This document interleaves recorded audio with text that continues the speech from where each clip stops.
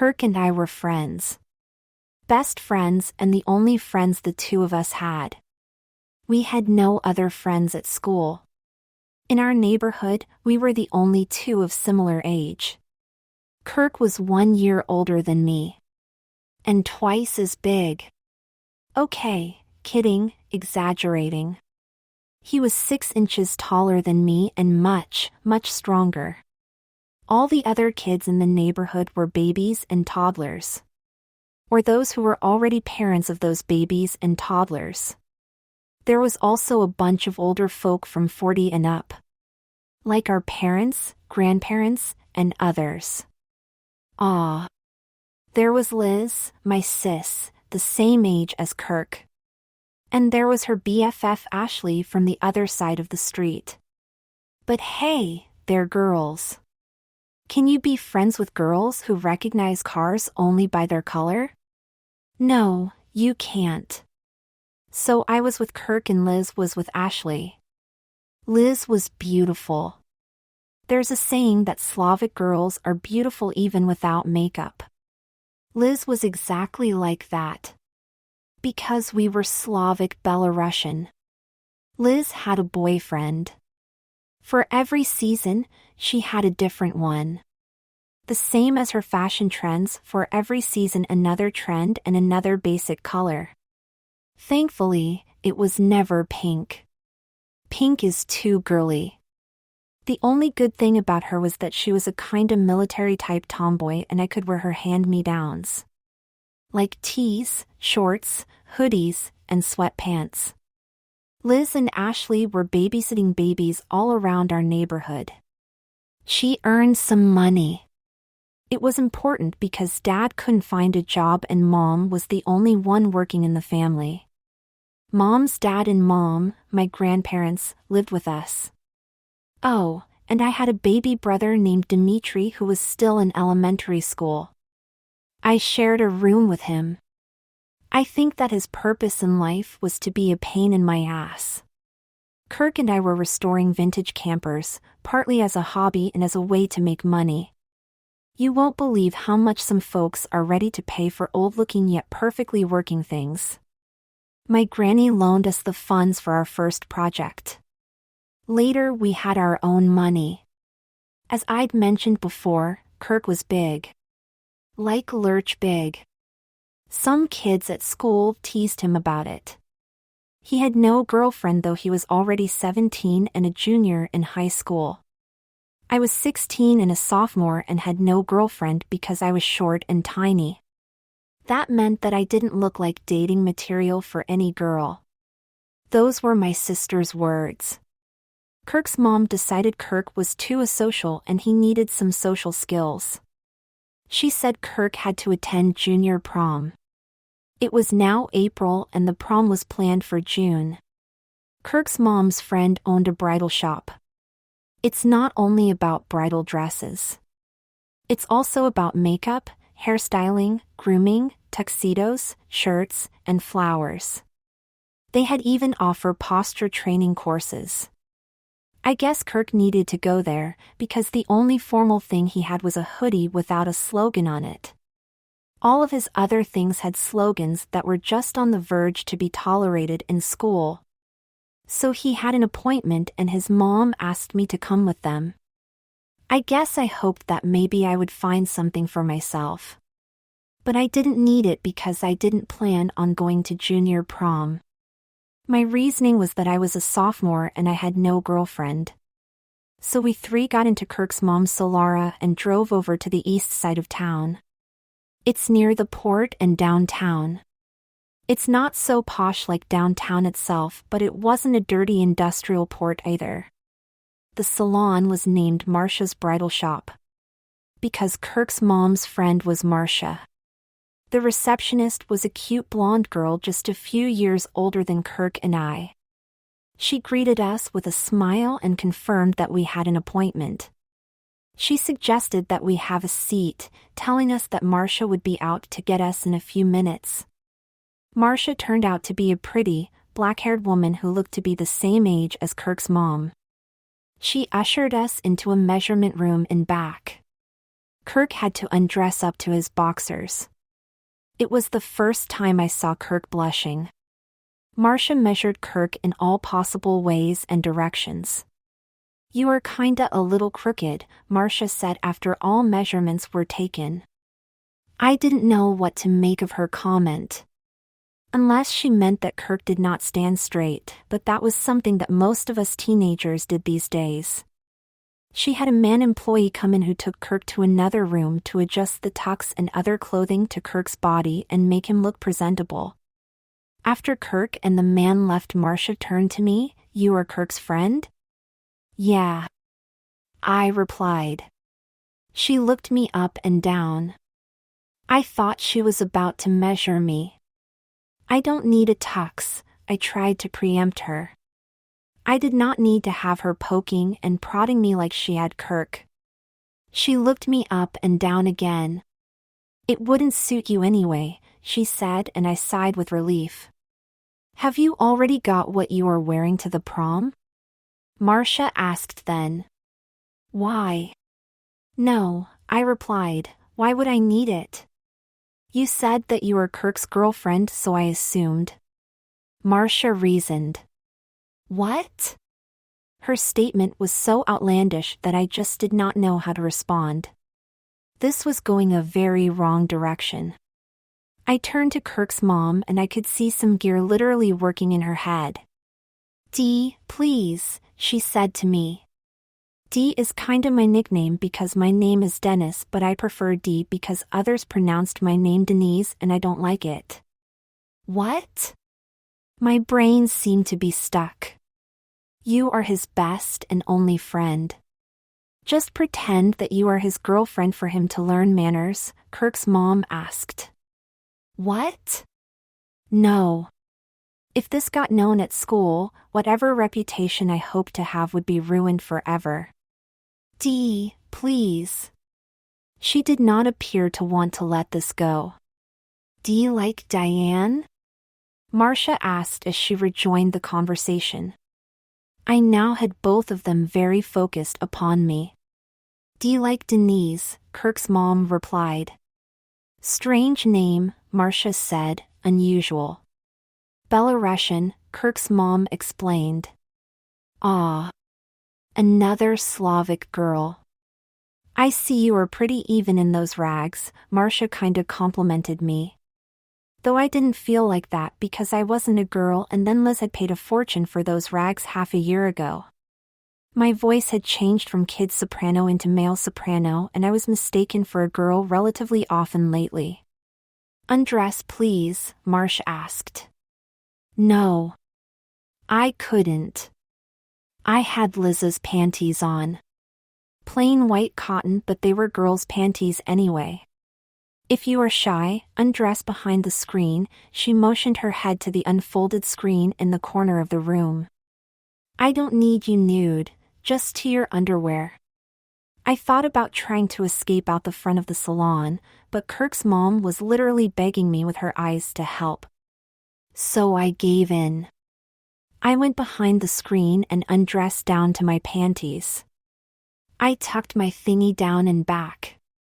Then I pressed on my balls and they popped in. It hurt a little, but the pain passed away fairly quickly. I now looked flat where I shouldn't. I came back into the middle of the room and Kirk's mom gasped, "Oh." I could tell that me not looking manly surprised her. "How old are you?" Marcia asked while looking me up and down again and commenting, "Hairy and flat." 16.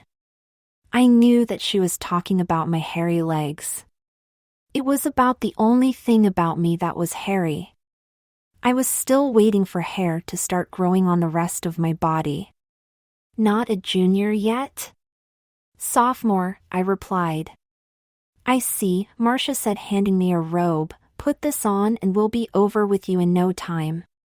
I put the robe on and we left to another room and then to another room with a big padded table in the middle of it.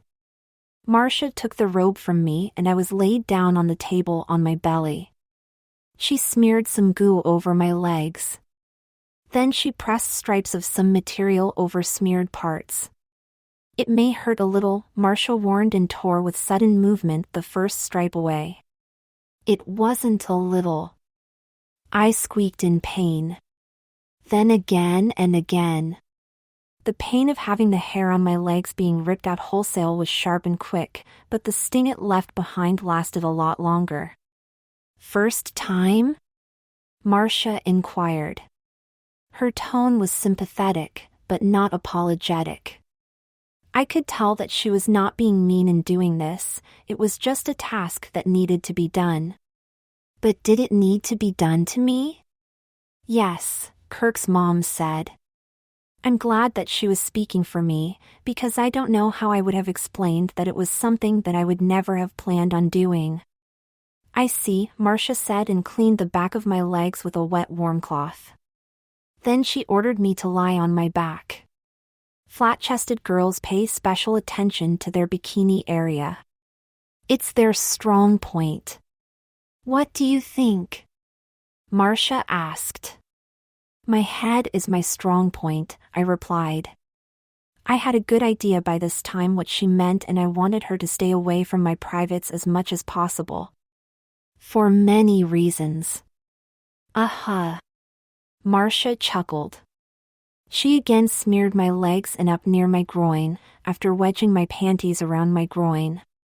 She got closer to my privates than I liked, but not close enough to discover my secret.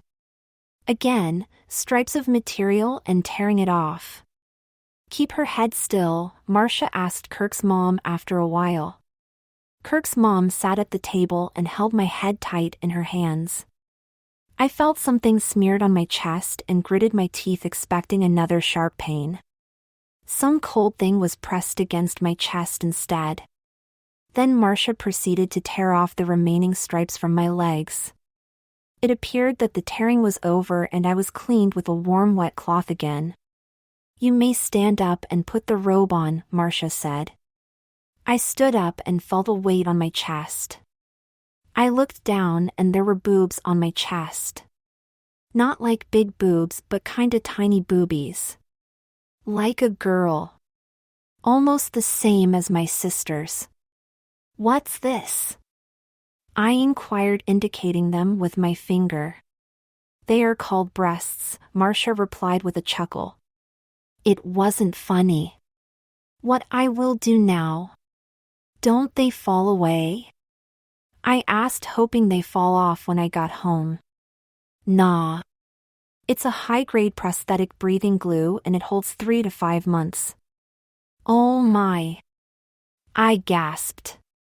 What will kids at school say? They will envy you, Marcia said. It was already too late to explain to her I was a boy.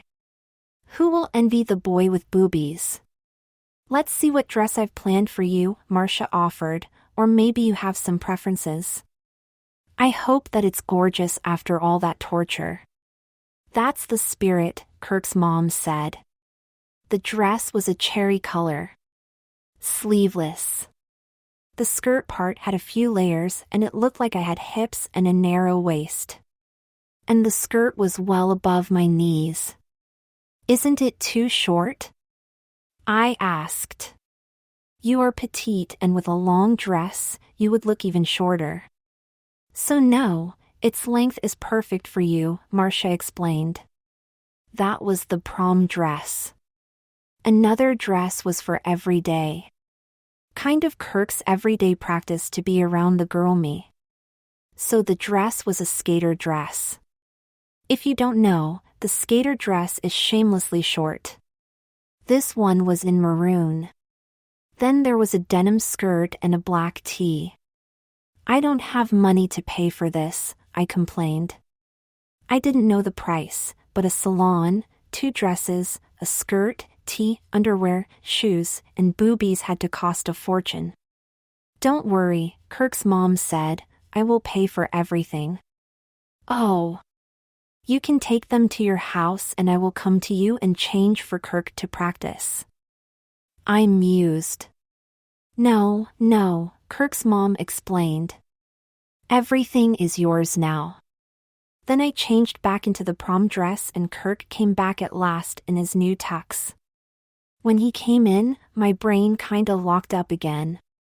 He was the most handsome boy, no man, I had ever seen. The suit was rather classic.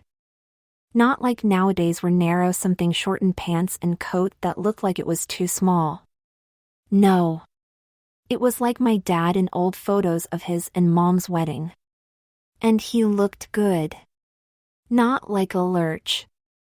Just a tall, handsome young man. Kirk stared at me. Then he blushed for some unknown reason. It made my cheeks burn. Something turned inside me and it was something good.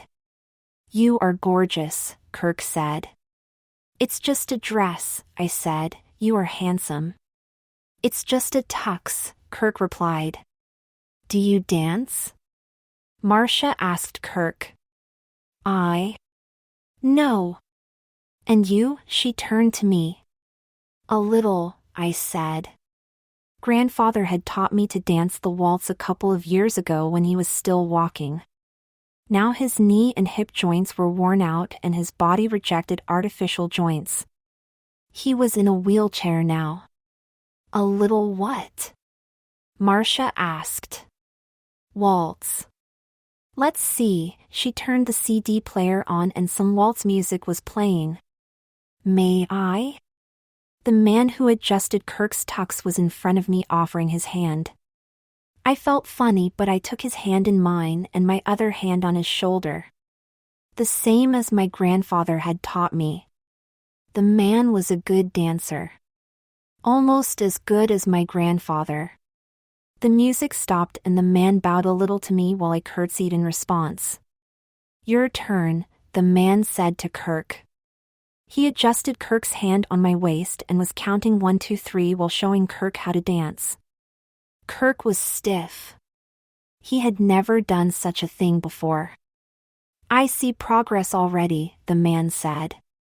You'll be a perfect dancer a month from now. Then we changed into our regular clothes. New regular clothes.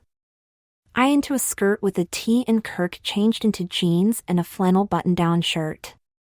We put bags with other new clothes and with our old clothes into the car and went home. Kirk's mom stopped at my home first and Kirk helped me with all my bags to the front door. After I entered, I found Dad in the kitchen. He usually did all the kitchen work because Mom was at work and Granny's sight was really bad and she was no help. So Dad just glanced at me and continued doing what he was doing. I can explain, I said. I didn't know what he was going to say, but I thought that I would try to head off any explosions. What? Dad just looked at me. There was no anger in his eyes, just a sort of casual acceptance of how I looked. What? Things were not going the way I expected. I thought that he would be yelling and angry at seeing his son looking like a girl. There is nothing to explain, Dad said. How? I am a boy and... I started. Are you? Dad interrupted me. But... Look in the mirror and tell me what you see, he said. A girl. It was me, but it did not look like me at the same time. So what is there to explain here? Just put your things away and come here to help me in the kitchen. I came and helped. Then Liz came home. Then Dimitri. Then Mom. Then Grandfather and Granny came from their room and we all sat at the table for dinner. Nobody said anything as if all my life I was a girl wearing skirts every day. Only after dinner when Liz and I were washing dishes she asked, "Are those real?" pointing at my boobies. Of course they're not, I retorted. I didn't notice when Dad moved all Dimitri's things to the study. When I asked what had happened, his response was, "You know, girls and boys don't sleep in the same room."